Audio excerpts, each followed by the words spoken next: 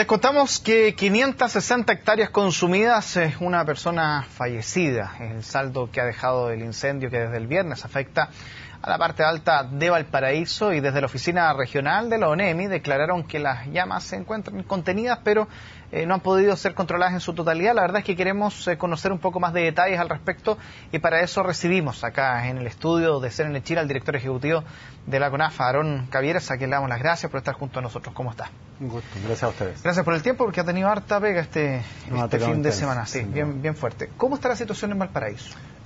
Tal como usted lo señalaba, tenemos una situación bastante contenida. La verdad es que no nos atrevemos a decir controlada porque todavía no alcanzamos ese punto. Ya en la mañana teníamos que los puntos más álgidos eran, de acuerdo a nuestra división de zona de combate, habían sido el día de ayer los 3 y 2, y ambos habían logrado ser bastante contenidos. Tenemos, respecto a las cifras que usted plantea, 572 hectáreas, o sea, 12 hectáreas más, que pueden ser producto de la medición más que nada, pero el incendio consideramos que está en un camino rápido de avance hacia el control, lo que incluso nos ha llevado a sacar recursos ahí, empezar a desescalar recursos para renovar recursos en el sur. ¿Qué era lo más preocupante en su minuto el viernes? Porque el pronóstico que había a una cierta hora el día viernes era bastante complejo. Sin duda, era preocupante. El incendio parte alrededor de las 15:30, se está atacando 16 minutos después, ya, lo que el tiempo muy rápido con el que hemos estado trabajando en este periodo, y tiene un desenvolvimiento inicial no muy rápido. Sin embargo, cuando cruza la carretera se encuentra con un combustible denso y continuo y con pendiente a favor, o sea, está subiendo la pendiente, y en esas condiciones con enorme rapidez llega al borde de los sectores poblados y al borde del aeródromo. Y en esas condiciones donde claramente la situación se pone bastante más álgida, y en base a eso, bueno, obviamente trabajamos inmediatamente con todos los recursos que teníamos e iniciamos todo un trabajo de protección en conjunto con, obviamente, ONEMI y con bomberos, de protección de las viviendas. Si usted ve, tuvimos una situación de protección de vivienda muy efectiva. Hay solamente un departamento dañado y un galpón abandonado. Ese fue el resultado de construcciones afectadas. Y eso fue producto de una muy buena coordinación que tuvimos.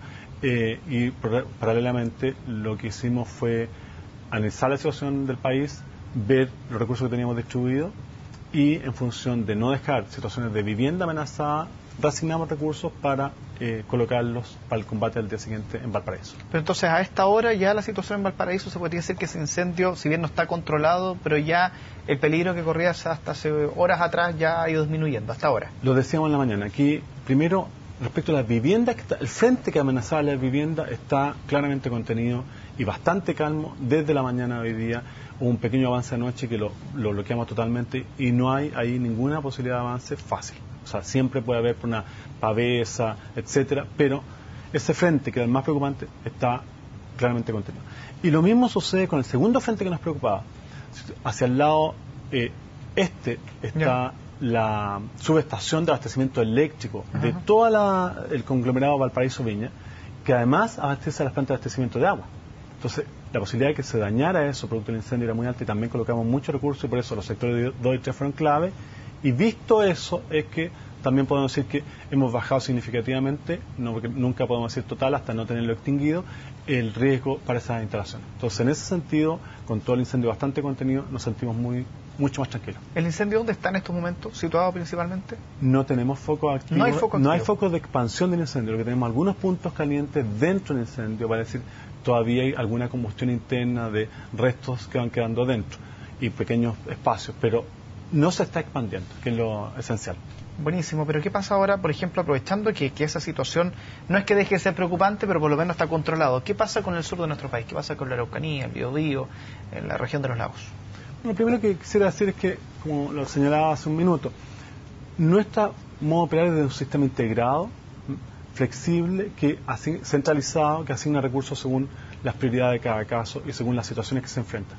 Nuestras prioridades son, primero, viviendas, las personas, lejos nuestra prioridad.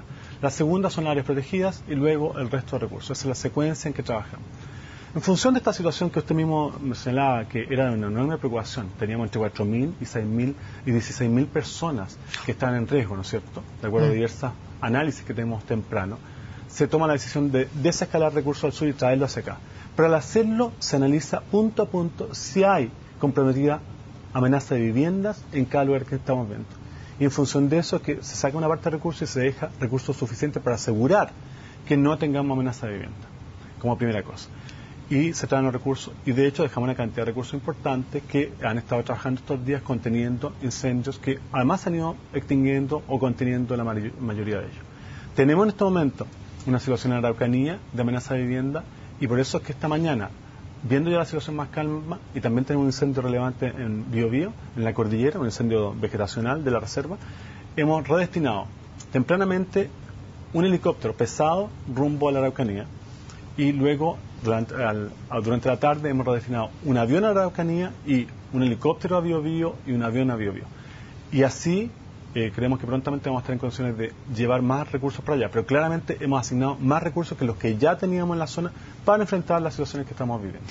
Ahora, si hay algo que no existía hace 4 o 5 años atrás o de menor intensidad, cuando había incendios forestales, eran las redes sociales y la fotografía. Hoy es impresionante, hay un incendio forestal y ya las fotografías se empiezan a ser populares, se empiezan a compartir y realmente llegan imágenes impactantes, a veces a través de internet, cosas que quizás no teníamos la oportunidad de ver hace un tiempo atrás, más que si es que llegaban cámaras de televisión. Claro. Y eso da la sensación, por lo menos a uno, de que esto pudiese ir en aumento o que cada año tenemos más o no incendios forestales, pero puede ser una sensación provocada por los efectos de que estamos conociendo cosas en imágenes que antes no veíamos. ¿Es tan así? ¿Cuál es la realidad, por ejemplo, hoy, que ya es 15 de marzo, respecto a la situación que teníamos el año pasado? Bueno, esta pregunta me surgió el otro día. Fui citado a la Comisión de Agricultura de la Cámara por el tema de incendio. Precisamente una cosa que les sorprendía a los parlamentarios es que, como usted dice, producto de las redes sociales hay mucha más información circulando y por lo tanto la sensación de magnitud y amenaza que se tiene es más fuerte que la que se tenía en otros años. Pero los datos duros son que tenemos un 3% menos de incendio que el año pasado, hasta misma fecha, o sea, mismo periodo, partiendo de septiembre hasta hoy, un 3% menos de incendio. Y en superficie estamos en un 18% menos de superficie, pese a que tenemos una sequía que es muy larga. O sea, tenemos mucho más material combustible. No solamente, uno, hay más material combustible, segundo, hay material combustible seco en pie. Si usted recorre los cerros de acá, de la zona central, se encuentra con árboles muertos en pie, producto de la sequía, en los cerros. Entonces, obviamente eso va con mucha facilidad. Hemos tenido condiciones de temperatura levemente más altas este año también, y tenemos un periodo de sequía mucho más largo. O sea, en el caso de Chiloé, por ejemplo, y Puerto Montt, hay una gráfica que nos permite identificar riesgo y extremadamente alto para esa zona simplemente por sequía, porque van 3 meses en que tenemos una situación anómala de precipitaciones, 3 meses continuados. Evidentemente eso incrementa el riesgo.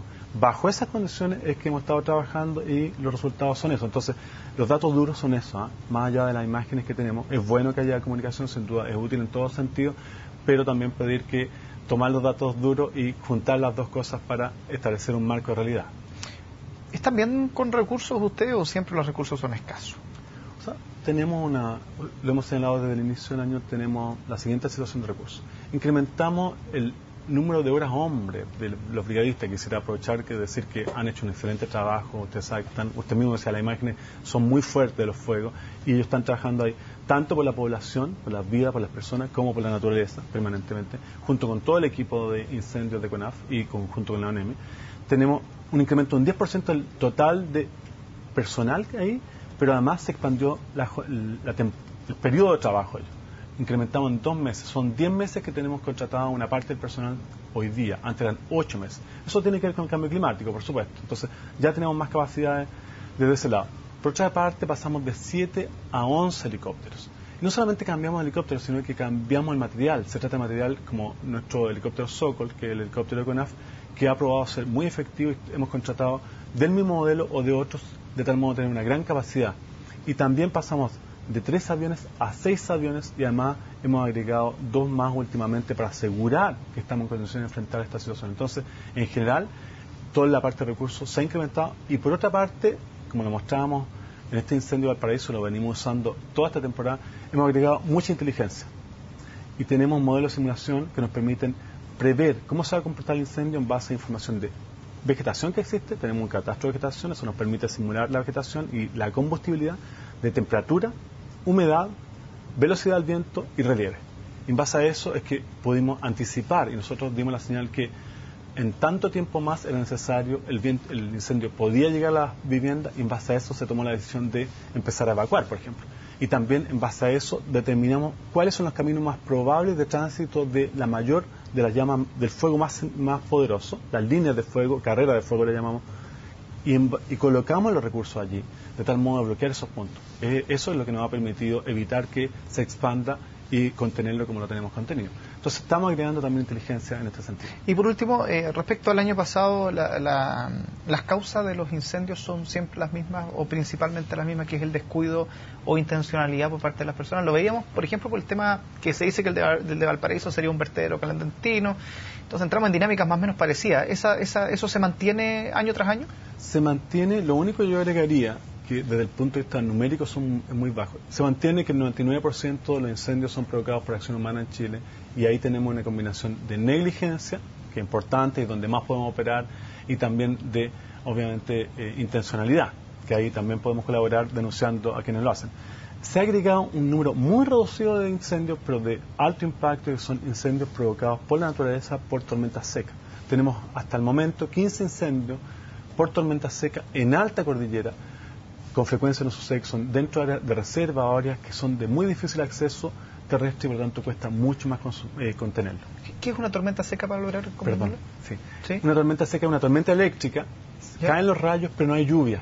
Este típico modelo que uno veía en las películas norteamericanas, ¿no es cierto?, que no estaba presente acá, pero que hay un rayo, cae, obviamente genera incendio, y no hay, como sucede acá en Chile, que los rayos estaban asociados a lluvia, y por lo tanto caía la lluvia y se acababa todo. Acá cae el rayo, genera un incendio, pero no hay lluvia que contenga, por lo tanto tenemos inmediatamente después un incendio de alta cordillera, me refiero en zonas boscosas, que es difícil acceder y por lo tanto se nos hace más complicado su combate. ¿Y de eso no ha habido 15? 15, que sobre el total que tenemos, que son como 4.000 y tantos incendios, evidentemente muy bajo. Pero es un dato nuevo. Pero alto impacto. Bueno, queremos agradecer haber compartido estos datos, por lo menos este pequeño balance a estas alturas, de esperar que todo salga bien. Muchas gracias, Aarón. Gracias a ustedes. Que esté muy bien. Nosotros hacemos una pausa y regresamos dentro de poco con más noticias.